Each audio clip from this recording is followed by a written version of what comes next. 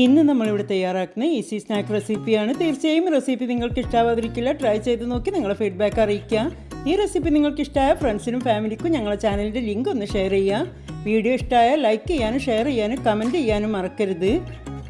Subscribe ചെയ്യാതെയാണ് കാണുന്നതെങ്കിൽ please subscribe ചെയ്തുകൂടെ ഒന്ന് സപ്പോർട്ട് ചെയ്യുക. അപ്പോൾ നേരെ വീഡിയോയിലേക്ക് പോവാം.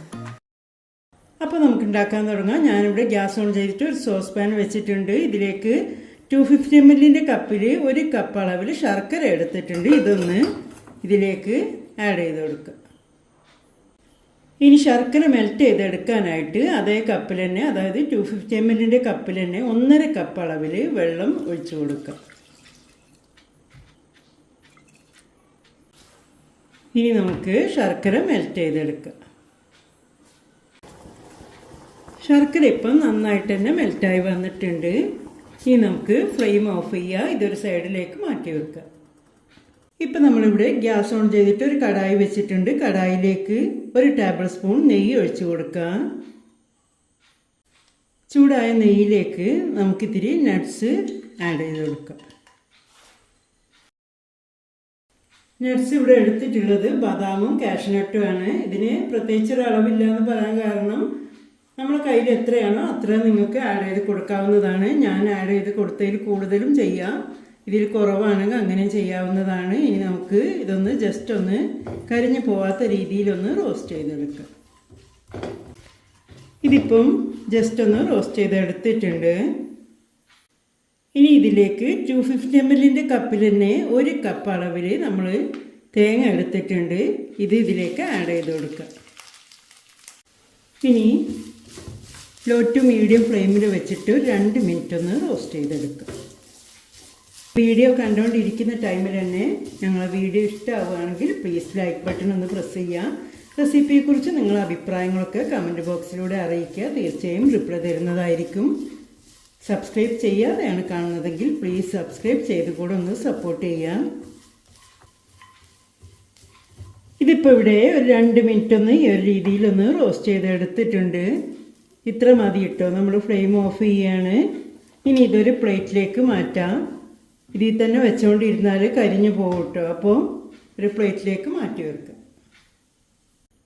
നമ്മൾ റോസ്റ്റ് ചെയ്തെടുത്തത് ഒരു പ്ലേറ്റിലേക്ക് മാറ്റിയിട്ടുണ്ട്. ഇനി ഇതൊരു സൈഡിലേക്ക് മാറ്റി വെക്കുക. വീണ്ടും നമ്മൾ അതേ പാൻ തന്നെ വെച്ചിട്ടുണ്ട് കേട്ടോ. ഇതിലേക്ക് ഒരു 2 ടേബിൾ സ്പൂൺ നെയ്യ് ഒഴിച്ചു കൊടുക്കുക. ചൂടായ നെയ്യിലേക്ക് 250 ml കപ്പിൽ 2 കപ്പ് അളവിൽ നമ്മൾ അവിലെടുത്തിട്ടുണ്ട്. അവിൽ ആഡ് ചെയ്ത് കൊടുക്കുക.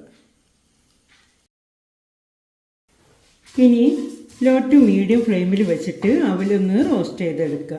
ഒന്ന് ക്രിസ്പിയായി വരുമല്ലോ, ആ ഒരു സമയം വരെ ഒന്ന് റോസ്റ്റ് ചെയ്തെടുക്കുക. ഫ്ലെയിം കൂട്ടി വെക്കരുത് കേട്ടോ. ലോ ടു മീഡിയം ഫ്ലെയിമിൽ വെച്ചിട്ട് തന്നെ ചെയ്യുക.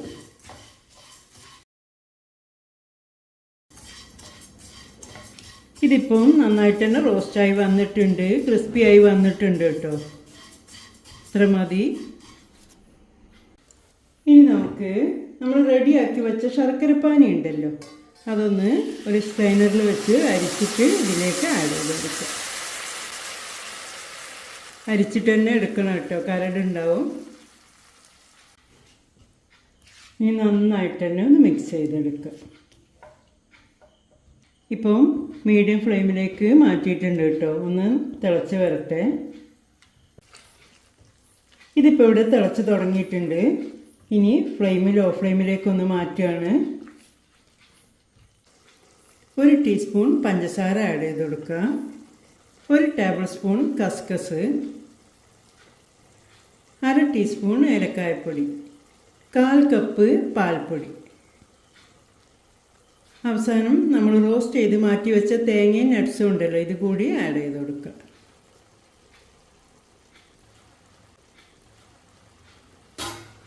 ഇനി നന്നായിട്ട് തന്നെ ഒന്ന് മിക്സ് ചെയ്തെടുക്കുക.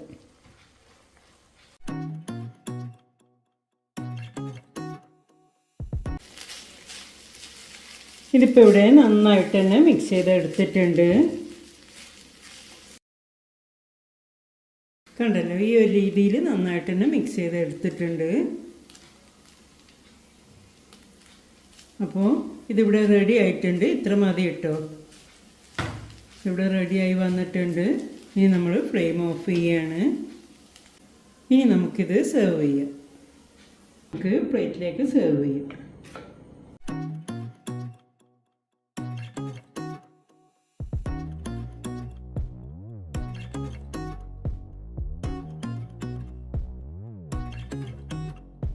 അപ്പോൾ നിങ്ങൾ കണ്ടല്ലോ, നമ്മൾ പ്ലേറ്റിലേക്ക് സെർവ് ചെയ്തിട്ടുണ്ട്. അവർ വെച്ചിട്ടൊരു അടിപൊളി റെസിപ്പിയാണ് നിങ്ങളെ കാണിച്ചിട്ടുള്ളത്. അവർ വെച്ചിട്ട് നമ്മൾ വേറെയും റെസിപ്പികൾ നിങ്ങളെ കാണിച്ചിട്ടുണ്ടായിരുന്നു. അതിനൊക്കെ നല്ല ഫീഡ്ബാക്ക് തന്നെയാണ് തന്നിട്ടുള്ളത്. ഇതും അതുപോലെ തന്നെയാണ്, സിമ്പിൾ റെസിപ്പിയാണ്. നമുക്ക് പെട്ടെന്ന് റെഡിയാക്കി എടുക്കാൻ പറ്റും. കുട്ടികൾ സ്കൂളൊക്കെ വിട്ട് വരുന്ന ടൈമിലൊക്കെ വീട്ടിലുള്ള അവരെടുത്തിട്ട് പെട്ടെന്ന് ഈ ഒരു രീതിയിലൊക്കെ റെഡിയാക്കി എടുക്കാൻ പറ്റും. നമ്മൾ മിൽക്ക് പൗഡർ ആഡ് ചെയ്ത് കൊടുത്ത് കാരണം നല്ല ടേസ്റ്റ് തന്നെയാണ് കേട്ടോ കഴിക്കാൻ. തീർച്ചയായിട്ടും ട്രൈ ചെയ്ത് നോക്കുക, നിങ്ങളുടെ ഫീഡ്ബാക്ക് അറിയിക്കുക. പെട്ടെന്നൊരു ഗസ്റ്റൊക്കെ വന്നാൽ സാധാരണത്തെ പോലെ തന്നെ അവൽ നനച്ച് കൊടുക്കുമല്ലോ, അവൽ കുഴച്ച് കൊടുക്കുക എന്നൊക്കെ പറയുമല്ലോ. അങ്ങനെ ചെയ്യുമ്പോൾ ഈ ഒരു രീതിയിലൊക്കെ വെറൈറ്റി ആയിട്ടൊക്കെ നമുക്കൊരു ഗസ്റ്റ് വന്നാലും കൊടുക്കാവുന്നതാണ്. ഇനി ഞാൻ നിങ്ങളെ എടുത്ത് കാണിക്കാം. കണ്ടല്ലോ, ഈ ഒരു രീതിയിലാണ് കേട്ടോ ഇരിക്കുന്നത്. അടിപൊളി ടേസ്റ്റ് തന്നെയാണ്, വെറുതെ പറയല്ല. നിങ്ങൾ റെഡിയാക്കി കഴിച്ച് നോക്കുമ്പോൾ തന്നെ മനസ്സിലാവും. അപ്പോൾ തീർച്ചയായിട്ടും ട്രൈ ചെയ്ത് നോക്കി നിങ്ങളുടെ ഫീഡ്ബാക്ക് അറിയിക്കുക. ഞങ്ങൾ മുൻപത്തെ വീഡിയോസൊക്കെ കണ്ട് അതിൻ്റെ കൂടെ ഒന്ന് കമൻറ്റ്സ് അറിയിക്കുക. ഈ വീഡിയോ നിങ്ങൾക്ക് ഇഷ്ടമാവുകയാണെങ്കിൽ പ്ലീസ് ലൈക്ക് ബട്ടൺ ഒന്ന് പ്രസ് ചെയ്യാൻ മറന്നു പോകരുത്. റെസിപ്പിയെക്കുറിച്ച് നിങ്ങൾക്ക് ഡൗട്ട്സ് വല്ലതുമുണ്ടെങ്കിൽ ചോദിക്കാവുന്നതാണ്, റിപ്ലൈ തരുന്നതായിരിക്കും. ഇതുവരെ തന്ന നല്ല സപ്പോർട്ട് വീണ്ടും പ്രതീക്ഷിക്കുകയാണ്. നിങ്ങൾക്ക് ഇഷ്ടമാകുന്ന നല്ലൊരു റെസിപ്പിയായി വീണ്ടും നിങ്ങളുടെ മുന്നിലെത്താം. Thank you.